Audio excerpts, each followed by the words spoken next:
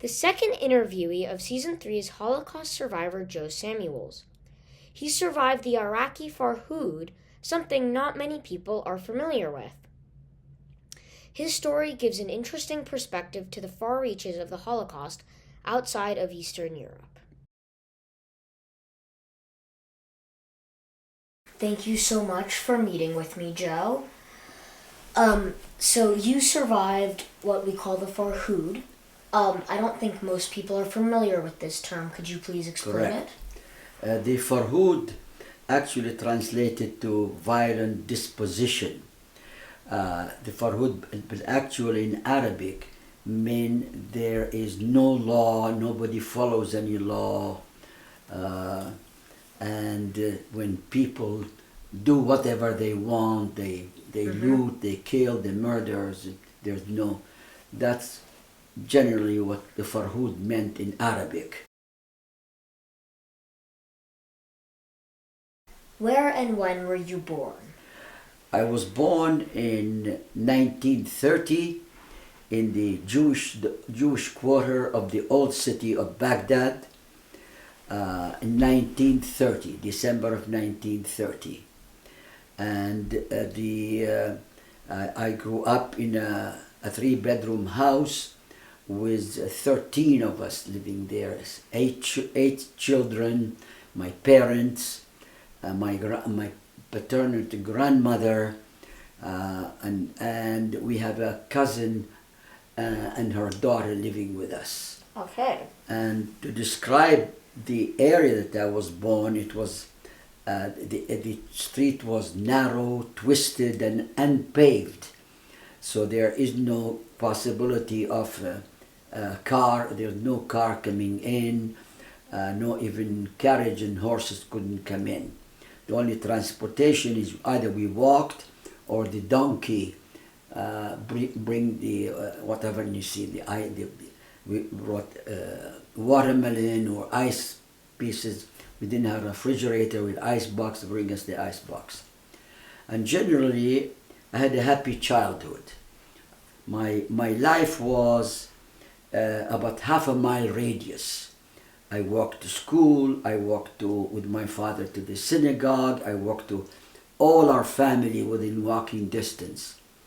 I walked to the baker, the sweet maker, and that's how my childhood was. Right. Yeah, and that's where I grew up in. When did the anti-Semitism first affect you? Okay, let me back off a bit. In the 1920s, my father told me when Iraq got first a king, King Faisal, he was, after the World War I, when Britain and the Allies won the war, they installed a king he was a prince in Saudi Arabia named Faisal the First.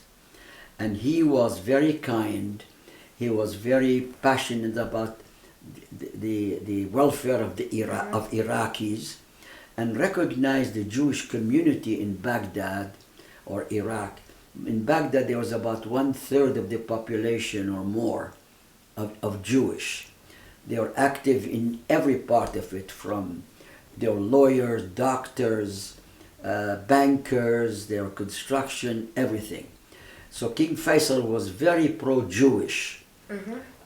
He was connected with them.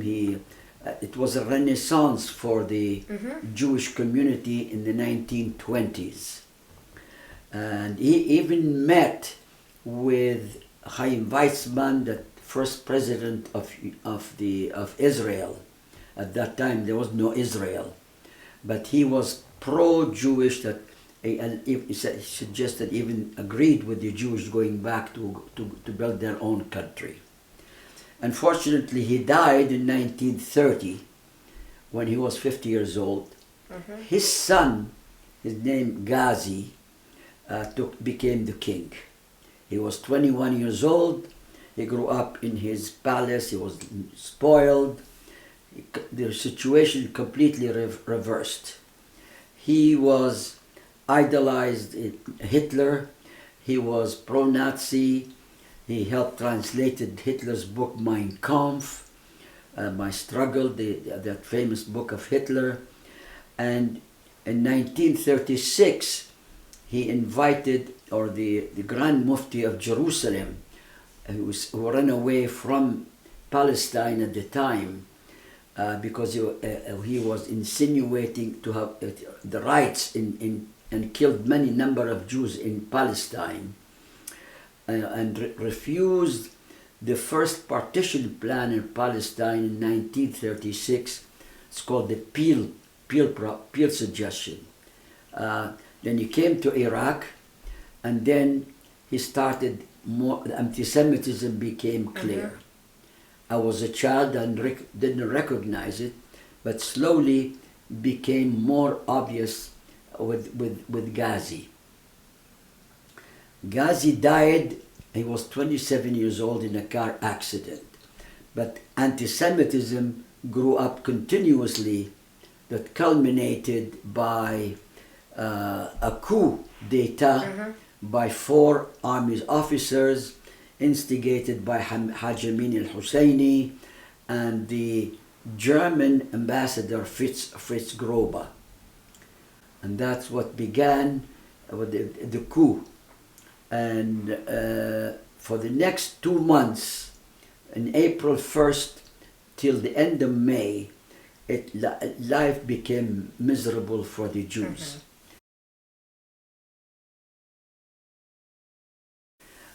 Newspapers always daily publishing about how the Jews of Iraq, they were not nationals, they were not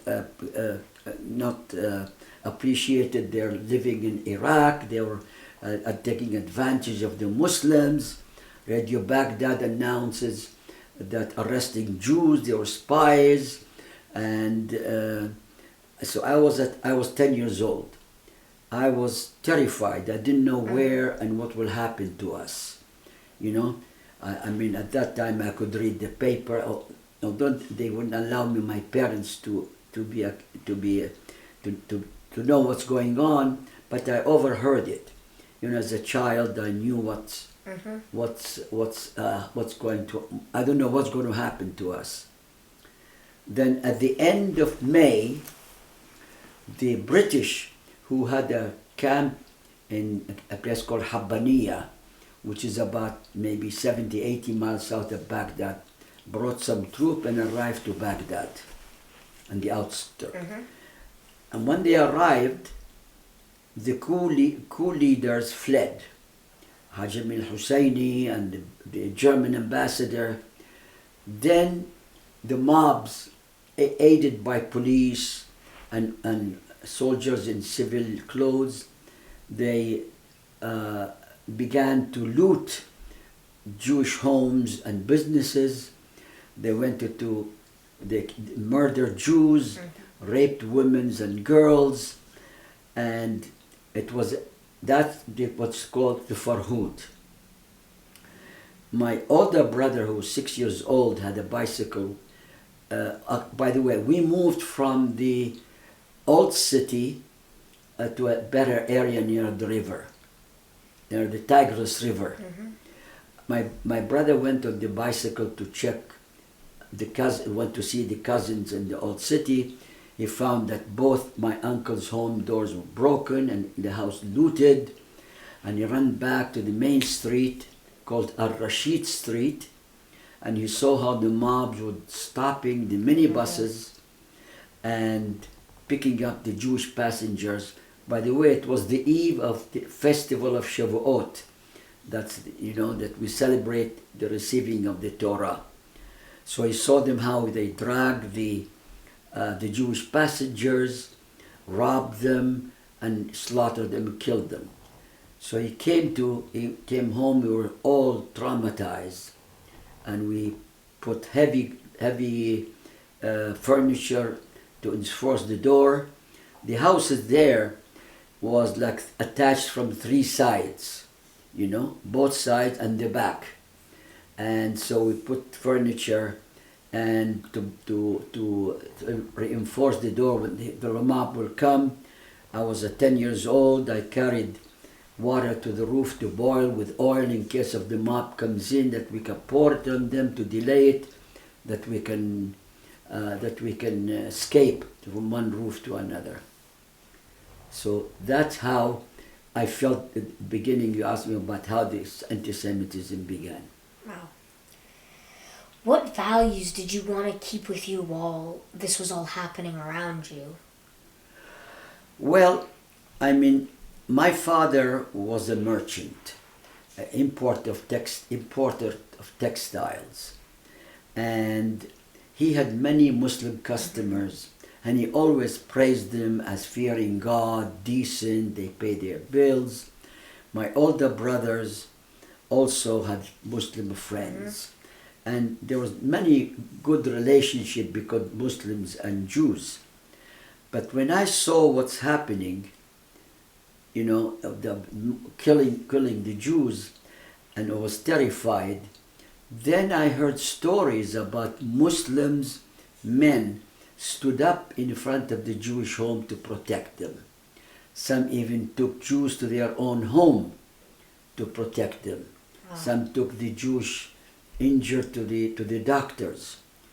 So I was confused as a 10 years old boy from hearing the killing and protecting. So I went to my father, I said, what's going on? So he said, son, you don't judge people as a group. Judge people, each person by his own behavior. There are good Muslims and bad Muslims. There are good Jews and bad Jews, good Christians and bad Christians. So that was an important lesson that I learned in my life. So that is one of the values that I learned about people. Not all people are the same. Yeah. Super important, especially in a day and age like this, yes, where we have a lot of racism. Yes. What do you think are the most stark differences and similarities between the Holocaust that you survived and the European Holocaust? Well, unfortunately the Holocaust in Europe was a disaster. And the Nazis hid their atrocity. They didn't tell the world that what they are doing. They hid it. The relationship between the Jews and Arabs, as I said, on a personal level was good. The Jews in Iraq were there for 2,500 years, 1,000 years before Islam conquered the area, and my mother language was Arabic.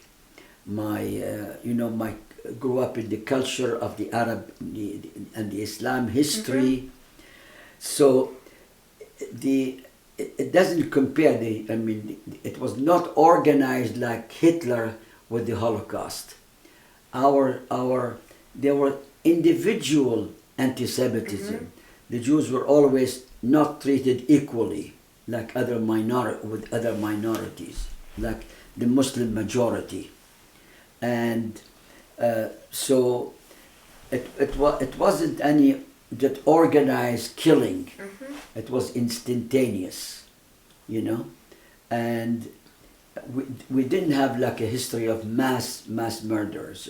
So, but anti-Semitism was there, but we didn't have nowhere to go, and we had many friends that we felt they protect us. Yeah. How long did you stay in Iraq after the Farhud? Okay. The Farhud happened in 1941, and I was 10 years old. That's 83 years ago. And after the Farhud, there was no Israel, there was nowhere to go in 1941. So I hoped that I go to school, graduate from high school and leave, go to study. But what happened in 1947, a new eruption came in Iraq.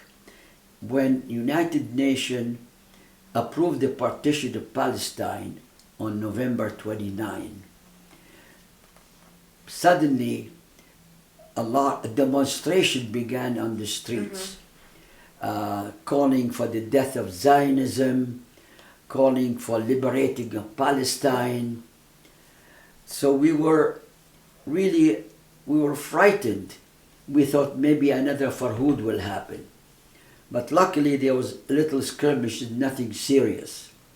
But the Jews in Syria, in Aleppo, the mobs came in and they burned 4 synagogues and the school and an orphanage after the partition of Palestine. So this was in 1947. I graduated in 1948 and I was planning to come to the United States. I got accepted in 3 universities, including one is USC, and I was dreaming to become a nuclear physicist. I wanted physics to study. But the Iraqi government, with 4 other countries, Egypt, Syria, Lebanon, Jordan, assisted by Sudan, attacked Israel in May 15, 1948, after the creation of Israel. And we were praying, as living in Iraq and all the Jews in different Arab land, that the Palestinian would start a new country. There were 22 Arab countries, and we were hoping that the Palestinian will start a new country, and then we can live in peace where we are, you know. But the Arab League unanimously that agreed that there are no Palestinian country, but rather because if they start a new country, they recognize Israel's existence. So they refused to start a Palestinian country.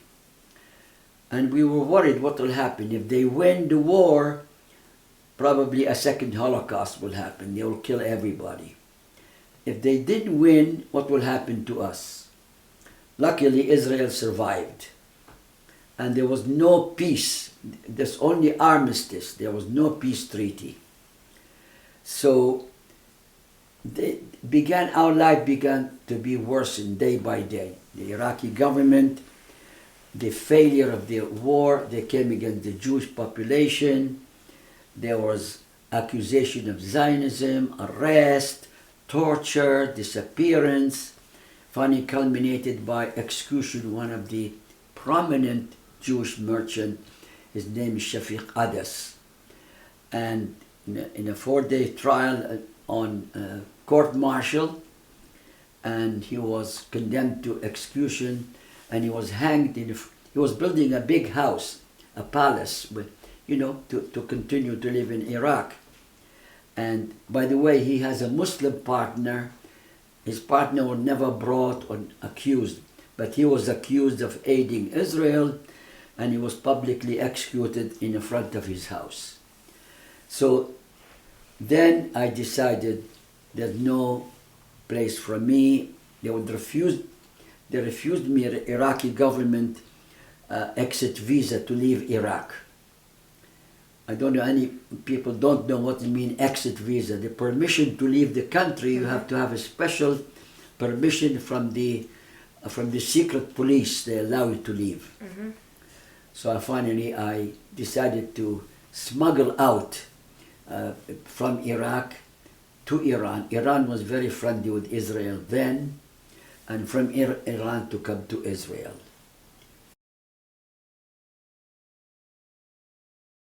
I wrote it in my book, Beyond the Rivers of Babylon, where I showed how we smuggled went all the way to the southern city of Basra in Iraq, and from there we took a riverboat, and 2 Muslim smugglers helped, hid us covered us in a riverboat. It didn't have a motor, it only moved by rowing and punting.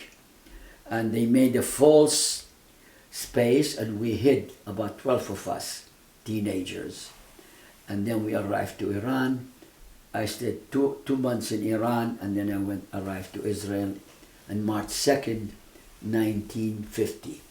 I was 19 years old, and that was the happiest time in my life, because the first time I was free, I walked free, I slept free, and talked free. So that was the happiest time in my life. At the same time, I became a homeless, penniless refugee. I stood up in line with a tin plate, begging for food to eat. I felt, humiliated. I was, 19, young, to stand up and beg for food. So I promised myself never be short of money in my life. Could you give me some more details on the riverboat journey? Yes.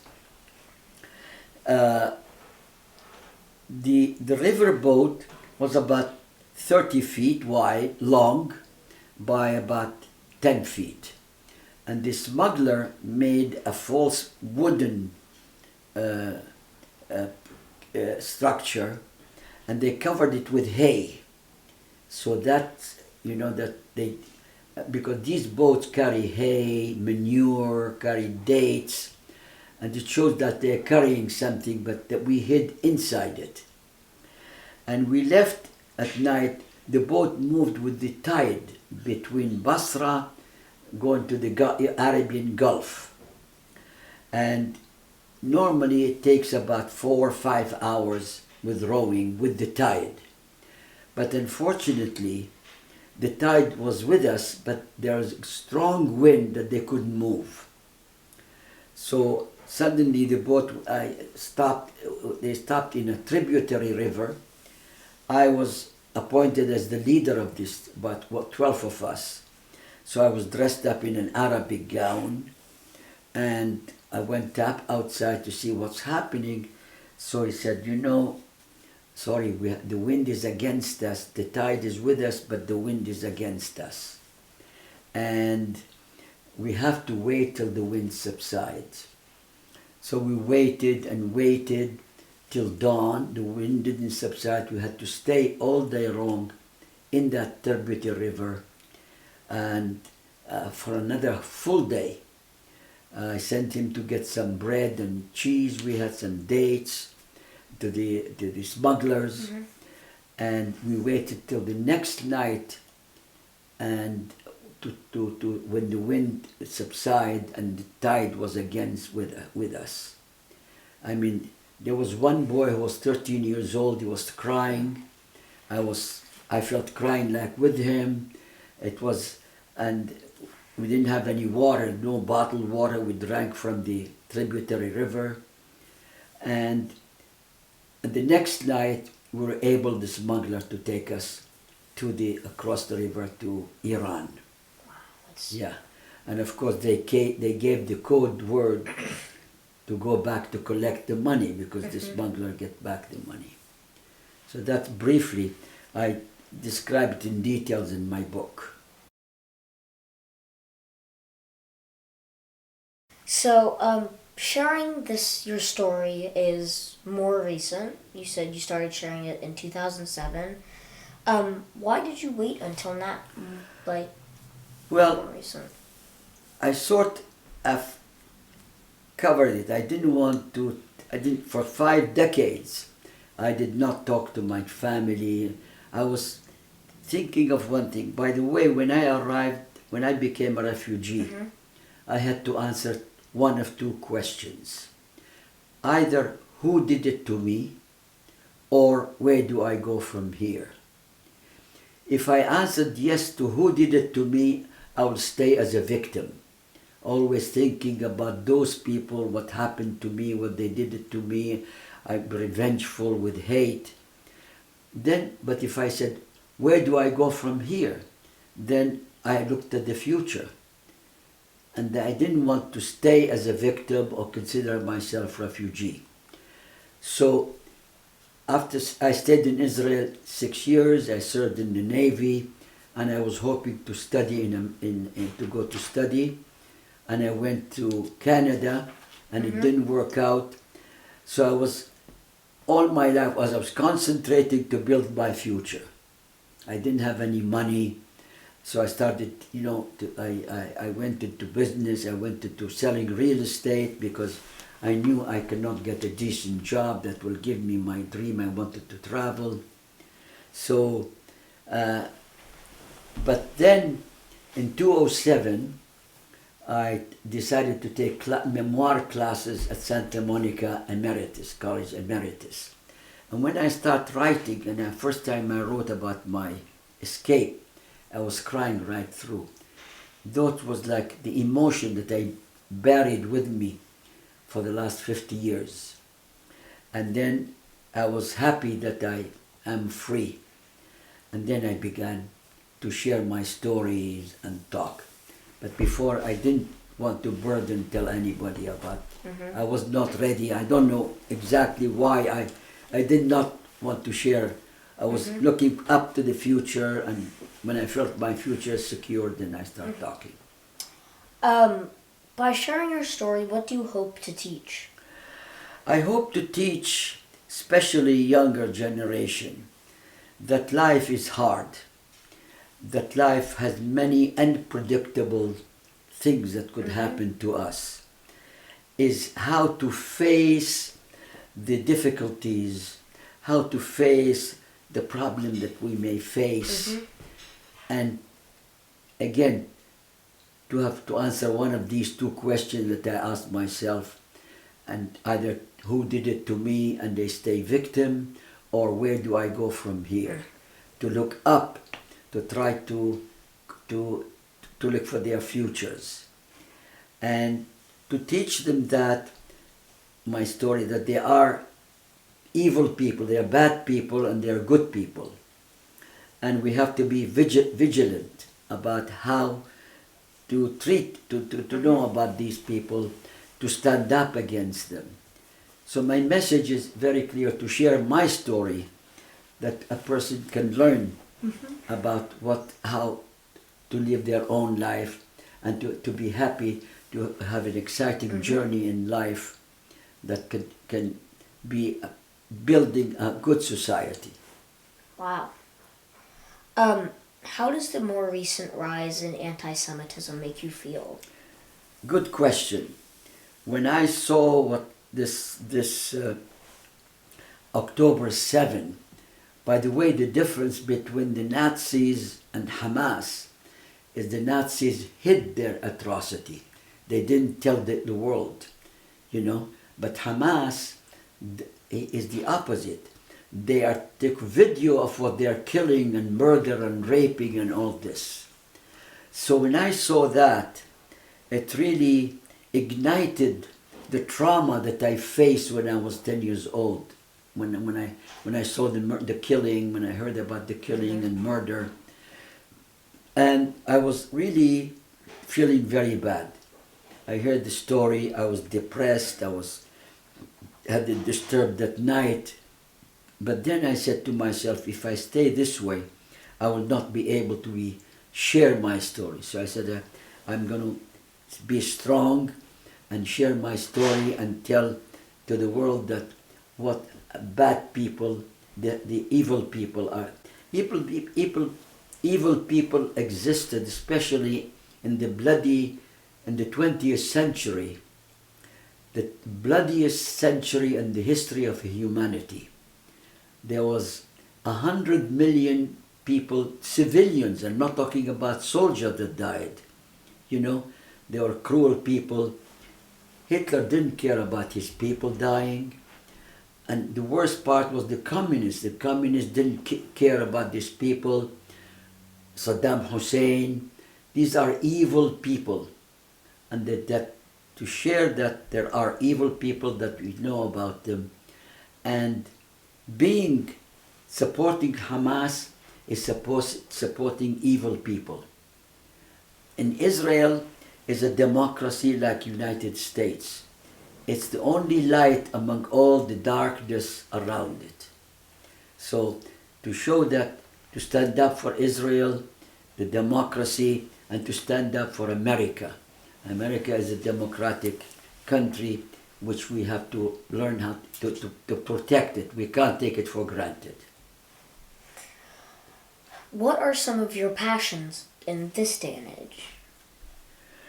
My passion, when I grew up, I dreamt about traveling. That was number one passion for me. And that, I fulfilled it. I traveled to over 104 countries. And now that I'm older, at 93, I don't do so much traveling. I had a second hobby, passionate about gardening. So I enjoy very much my garden in the back of our house. I have over 30 fruit trees, and I grow herbs that I drink tea, herbal tea every day from it. And I grow roses and orchids. This is another passion. And another passion that I have is to share my story that people can learn, you know, that how to survive and thrive and live well under the circumstances. Thank you so much for talking to me. That story was very, very interesting, and certainly gives a different look to how the European Holocaust affected the rest of the world. And thank you so much. It's my honor and my pleasure. And at your age, you are doing a wonderful job, and I'm very Thank you. proud of you. And people like you have a future, and I wish you all the best and success in your endeavor, what you do in your life. Thank you.